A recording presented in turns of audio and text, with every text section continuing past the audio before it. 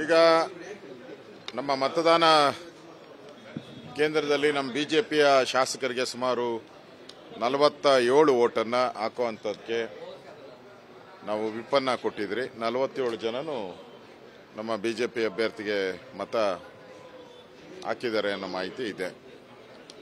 ಅದೇ ರೀತಿ ಎಸ್.ಟಿ. ಸೋಮಶೇಖರ್ ಮತ್ತು ಎಸ್.ಟಿ. ಸೋಮಶೇಖರ್ ಮತ್ತು ಹೆಬ್ಬಾರ್ ಅವ್ರಿಗೂ ಸಹ ನಿನ್ನೆ ವಿಪ್ಪನ್ನ ಜಾರಿಗೆ ಮಾಡಿದಿರಿ.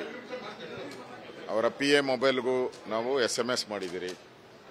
ಅವರ ಮನೆ ಹತ್ರನೂ ಕೂಡ ಎಸ್.ಟಿ. ಸೋಮಶೇಖರ್ ಮನೆ ಹತ್ರನೂ ಕೂಡ ನಮ್ಮ ಸೆಕ್ರೆಟರಿ ತಗೊಂಡೋಗಿ ವಿಪ್ಪನ್ನ ಜಾರಿಗೆ ಮಾಡಿದ್ದಾರೆ. ಹೆಬ್ಬಾರ್ ಅವರ LH ರೂಮ್ಗೂ ಕೂಡ ಅಂಟಿಸಿದಿರಿ. ಅವರ ಮೊಬೈಲ್ಗೂ ಕೂಡ SMS ಹಾಕಿದಿರಿ. ನನಗೆ ಆಶ್ಚರ್ಯ ಅಂತ ಹೇಳಿದ್ರೆ ಕಳೆದ ಒಂದು ವಾರದಿಂದನೂ ಕೂಡ ನಿರಂತರವಾಗಿ ಎಸ್.ಟಿ. ಸೋಮಶೇಖರ್ ಮತ್ತು ಶಿವರಾಮ್ ಹೆಬ್ಬಾರ್ ಅವರು ನನ್ನ ಜೊತೆ ಮಾತಾಡಿದ್ರು. ನನ್ನೇನು ಹೆಬ್ಬಾರು ಈಗ ಬೆಳಗ್ಗೆ 10 ಗಂಟೆವರೆಗೂ ಫೋನ್ ಮಾಡ್ತಾನೆ ಇದ್ರು, ಟಚಲ್ಲಿದ್ರು.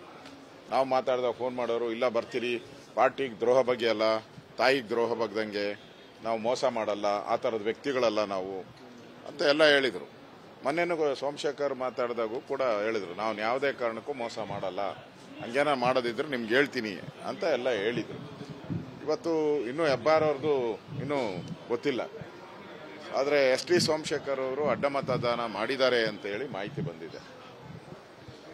ನನಗನ್ಸ್ತತೆ ಈ ರೀತಿ ಮೋಸ ಮಾಡೋ ಅಂಥದ್ದನ್ನು ಪದೇ ಪದೇ ಜನ ಇಷ್ಟಪಡಲ್ಲ.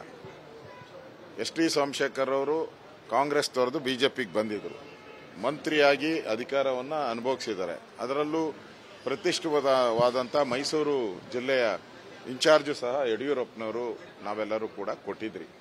ಇಷ್ಟಿದ್ರೂ ಕೂಡ ಇವತ್ತು ನಾನು ಹಣ ಕೊಡ್ತಾರೆ, ಹಣದ ಅಭಿವೃದ್ಧಿಗೋಸ್ಕರ ನಾನು ಕಾನ್ಸ್ಟಿಟ್ಯೂನ್ಸಿಯಲ್ಲಿ ಹೋಗ್ತೀನಿ ಅಂತ ಹೇಳೋವಂಥದ್ದು. ಹಾಗಾದರೆ ಹಿಂದೆ ನಮ್ಮ ಸರ್ಕಾರ ಇದ್ದಾಗ ಎಷ್ಟು ಹಣ ಇವ್ರಿಗೆ ಅಭಿವೃದ್ಧಿಗೆ ನಾವು ಕೊಟ್ಟಿದ್ದೀರಿ? ಈ ಥರ ಒಂದು ರೀತಿ ನನಗಂತ ಇದೆ ಅವರು ರಾಜಕೀಯದ ಆತ್ಮಹತ್ಯೆ ಮಾಡ್ಕೊಂಡಿದ್ದಾರೆ ಅಂತ ಅನ್ಸುತ್ತೆ. ಒಂದು ರೀತಿ ರಾಜಕೀಯದ ಅಂತ್ಯವನ್ನು ಅವರೇ ಆಡ್ಕೊಂಡಿದ್ದಾರೆ.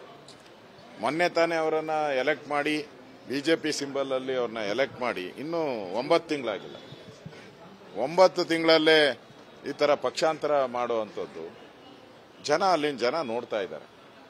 ಅದರಿಂದ ಜನ ಸರಿಯಾಗಿ ಅವ್ರಿಗೆ ತಕ್ಕ ಪಾಠ ಕಲಿಸ್ತಾರೆ. ಇಷ್ಟೊತ್ತು ಕೂಡ ನಾನು ಕಾನೂನು ತಜ್ಞ ಜೊತೆ ಚರ್ಚೆ ಮಾಡಿದೆ. ವಿವೇಕ್ ರೆಡ್ಡಿ ಅವರು ನಮ್ಮ ಕಾನೂನು ಸೆಲ್ಲಿನ ಅಧ್ಯಕ್ಷರು, ಹೈಕೋರ್ಟ್ ಲಾಯರ್ ಅವರು, ಅವ್ರ ಜೊತೆನೂ ಚರ್ಚೆ ಮಾಡಿದ್ದೀನಿ. ಕೂಡಲೇ ಅವ್ರ ಮೇಲೆ ಕ್ರಮ ತೆಗೆದುಕೊಳ್ಳೋಕೆ ಸ್ಪೀಕರ್ ಅವರಿಗೆ ಕಾನೂನು ಪ್ರಕಾರ ಎಲ್ಲೆಲ್ಲಿ ಅವರಿಗೆ ಅಪೀಲನ್ನು ಮಾಡಬೇಕು, ಅರ್ಜಿಯನ್ನು ಹಾಕಬೇಕು, ಅದನ್ನು ಕೂಡಲೇ ಕ್ರಮ ತೆಗೆದುಕೊಳ್ಳುವಂಥದ್ದಕ್ಕೆ ನಾನು ವಿವೇಕ್ ರೆಡ್ಡಿ ಅವರಿಗೆ ಸೂಚನೆಯನ್ನ ಕೊಟ್ಟಿದ್ದೀನಿ. ಕನ್ನಡಿಗರ ಮೆಚ್ಚಿನ ನಿಮ್ಮ ನ್ಯೂಸ್ 18 ಕನ್ನಡ ಈಗ ವಾಟ್ಸ್ಆಪ್ನಲ್ಲಿಯೂ ಲಭ್ಯ. ಕರ್ನಾಟಕ ಮತ್ತು ದೇಶ ವಿದೇಶದ 360 ಡಿಗ್ರಿ ಸುದ್ದಿ ವಿವರವನ್ನ ನೀವು ನಿಮ್ಮ ಕೈ ಬೆರಳುಗಳಲ್ಲಿಯೇ ಪಡೆಯೋದಿಕ್ಕೆ ಈ QR ಕೋಡ್ ಅನ್ನು ಸ್ಕ್ಯಾನ್ ಮಾಡಿ. ನಮ್ಮ ಚಾನೆಲ್ ಅನ್ನು ಫಾಲೋ ಮಾಡಿ, ನೋಟಿಫಿಕೇಶನ್ ಆನ್ ಮಾಡಿ.